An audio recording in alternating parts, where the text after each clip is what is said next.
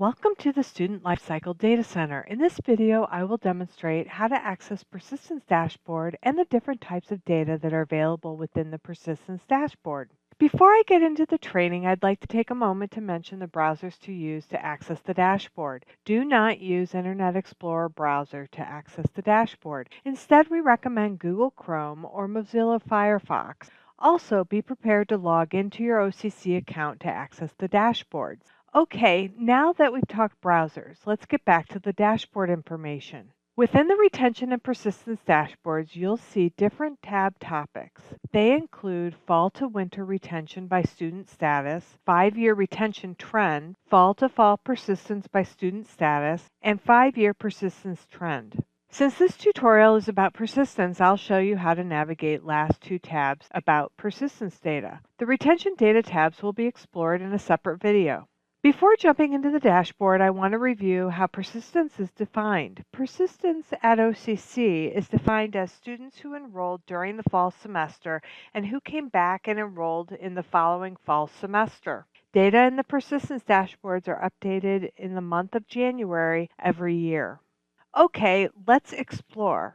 Within the dashboard, there's a pie chart at the top and then several bar charts below. We will explore the pie chart first. The pie chart shows the breakdown percentage of total students by their status in following fall term. For this demonstration, I've selected 2019 fall term in the filter. In 2019 fall, 15,668 students were enrolled. Out of a total 15,668 students enrolled in 2019 fall, 44% were retained, 7.9% graduated, 39.4% withdrew, 7.6% transferred to a 4-year institution, and 1.1% transferred to a 2-year institution in 2020 fall term.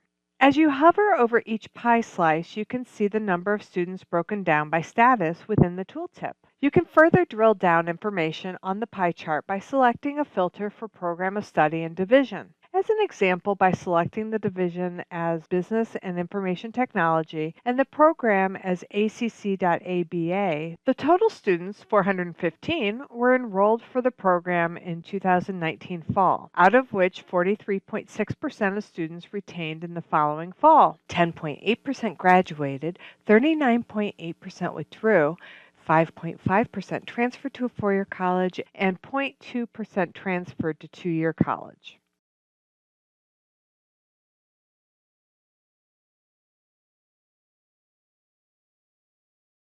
As you scroll down, all the bar charts below the pie chart show the breakdown of 15,668 students by demographics and other relevant factors.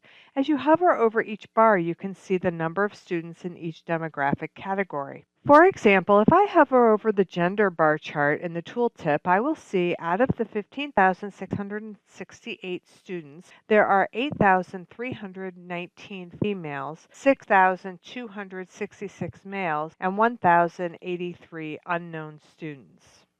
Another interesting feature this dashboard has is when you click on each piece of the pie chart, you can further drill down into the data within the bar charts. For example, if you click on the retained slice of the pie, you can see that there are 6,893 retained students. Then, when you scroll down to the demographics bar charts and you can see the specific demographics of the retained students, demographics for only the 6,893 retained students. If you were interested in clicking on other parts of the pie, you would see the demographic breakdown for each status. You can also select one or more bars on the demographics charts and filter the pie chart and the rest of the bar charts. For example, if I want to look at data for Black or African American students in non-traditional age group, I would select Black African American category on the race ethnicity and Control plus 25 years and above age groups. All the charts on the dashboards are now showing status of Black African American students in non-traditional age groups. After you're finished exploring Black African American students who are 25 years or older, you will want to reset the dashboards before you explore other demographics. Click on the Reset filter to go to the default view, back to showing all students. Please note, when you click on the Reset button, all of the values will be reset on the charts, but highlights won't go away. To remove highlights, you have to click outside of the pie chart and the bar chart. About the data. Below the graph is a reminder of what data are referenced, when the data are obtained during the day, and any necessary clarification that could help as you review the data. Now let's go to the next tab in the persistence dashboard. The 5-year persistence trend. The bar graph shows the percentage of students retained in the following fall trend over the past 5 years. You can filter the data based on division, program of study, and demographic factors like gender, race, ethnicity, etc. For example, you can select division as Business and Information Technology and program as ACC.ABA and see the persistence rate trend for that program over the past 5 years. Also, you can further drill down data based on demographic factors and credits earned before following fall. If you hover over the bars, you can see the persistence rate for the year and the numerator and denominator used to calculate the persistence rate. The formula used to calculate persistence rate is the number of students who returned in the following fall divided by the total number of students enrolled in fall term minus the number of students transferred in four-year institutions minus the number of students graduated. You can also find the detailed formula to calculate persistence rate given in the About the Data section below the chart.